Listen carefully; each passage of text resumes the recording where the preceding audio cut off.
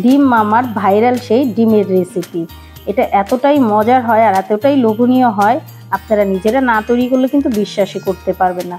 এটা এতটা পরিমাণ ভাইরাল হয়েছে, আর যারা ডিম লাভার তাদের জন্য কিন্তু এটা জাস্ট ওয়াও একটা রেসিপি হবে। আসসালামু আলাইকুম viewers, welcome to my channel Roksana cooking show.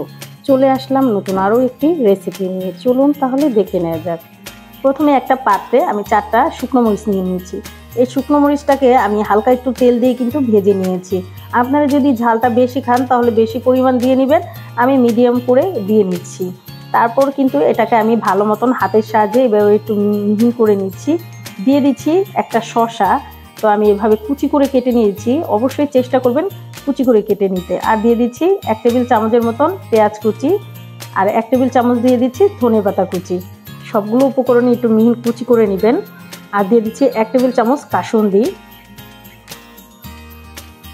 দিয়ে দিব 1 টেবিল চামচের মতন টমেটো সস। আপনারা চাইলে কিন্তু দিতেও পারেন, আবার স্কিপও করতে পারেন, তবে কিন্তু এগুলো দিলে বেশি ভালো লাগবে। আর দিয়ে দিবেন 1 টিস্পুন বিট লবণ। আমার যে কোনো কারণবশত এটা স্কিপ হয়ে গেছে, আপনারা অবশ্যই কিন্তু দিয়ে নেবেন।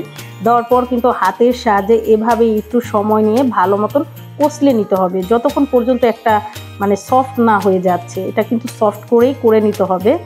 আর সবগুলো কিন্তু আমি অনেক মিহিন কুচি করে নিয়েছি এই রেসিপিটা করার জন্য। আমি ভালো মতো কিন্তু এভাবে ডলে নিয়েছি, আপনারা একটু খেয়াল করলে কিন্তু বুঝতে পারবেন, একদম ভর্তা ভর্তা করে নিচ্ছি। এই দেখুন আমার করা কিন্তু হয়ে গেছে। আমি ভালো মতন কিন্তু এভাবে অনেক বেশ 5 মিনিটের মতন এটাকে ডলে নিয়েছি। এই দেখুন এইরকম হয়েছে। এখন নিয়ে নিচ্ছি আমি 4টা ডিম। আমি আমার পছন্দ মতন প্রয়োজন মতো নিয়ে নিয়েছি, আপনারা কম বেশি করে নিয়ে নেবেন। দিয়ে তারপরে একটা ছুরির সাহায্যে আমি এই ডিমটাকে মাঝ বরাবর একটু কাট করে দিব। একবারে নিচে থেকে উপর পর্যন্ত কাট করবেন না, মাঝ বরাবর হালকা একটু কাট করে দিবেন, না হলে কিন্তু পুরো খুলে যাবে। এই দেখুন এরকম কাট করে নিতে হবে। আমি হাফ বয়েলের চেয়ে একটু বেশি করে নিয়েছি, আপনারা যদি শক্ত করে করতে চান তাহলে কিন্তু করে নিতে পারেন। এইভাবে মাঝ বরাবর আমি দিয়ে দিচ্ছি। এই দেখুন যারা ডিম লাভার তাদের কাছে কিন্তু এই রেসিপিটা জাস্ট অসাধারণ লাগবে, খেয়ে কিন্তু আপনার প্রশংসা করবে। যখন মন চায় তখনই কিন্তু এটা ঝটপট অল্প কিছু উপকরণ দিয়ে আপনারা তৈরি করে নিতে পারেন। তো সেম প্রসেসে কিন্তু আমি সবগুলো ডিমকে এভাবেই ভিতরে দিয়ে দিচ্ছি পুরটা।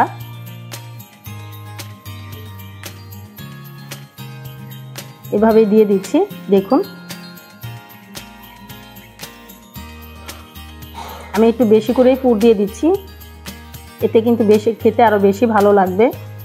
এই দেখুন আমার আরেকটাও কিন্তু হয়ে গেছে। তো সেম প্রসেসে কিন্তু আমি আরেকটাও এইভাবেই করে নিব।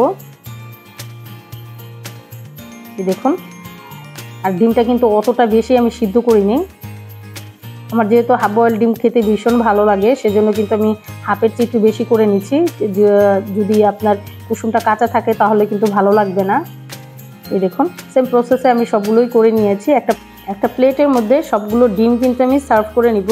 আর ডিমটা কিন্তু মানে সোজা হয়ে রাখছিল না, মানে এমন কায়ত হয়ে যাইতেছিল, তো সেজন্য কিন্তু আমি একটু একটার সাথে একটা এভাবে লাগিয়ে দিয়ে রাখছি। অনেকগুলো হলে হয়তো বা এভাবে পড়ে যেত না।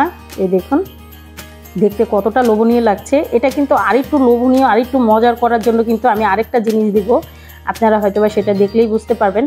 প্রাণ তেঁতুলের চাটনি, এই চাটনিটা দিলে কিন্তু এটার টেস্টটা দ্বিগুণ গুণে বেড়ে যাবে। অবশ্যই আপনারা চেষ্টা করবেন তেঁতুলের চাটনিটা দেওয়ার জন্য। যদি আপনাদের ঘরের তৈরি থাকে তাহলে ঘরের তৈরিটা দিয়ে নেবেন, আর যদি ঘরে না থাকে তাহলে কিন্তু 5 টাকা দিয়ে এরকম প্রাণ চাটনি এনে এটার উপরে কিন্তু এভাবে দিয়ে দিতে পারেন। এই দেখুন আমি কিন্তু সুন্দর মতো দিয়ে দিচ্ছি, আর দেখতে কতটা লোভনীয় আর কালারফুল লাগছে। খেতে তো জাস্ট অসাধারণ হয়েছিল। রেসিপিটা আপনাদের কাছে কেমন লাগলো অবশ্যই আমাকে কমেন্টের মাধ্যমে জানাবেন।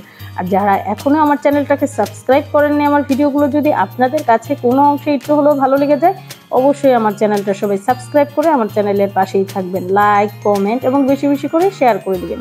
সবাই অনেক বেশি ভালো থাকবেন, সবাই সবার জন্য দোয়া করবেন। আল্লাহ হাফেজ।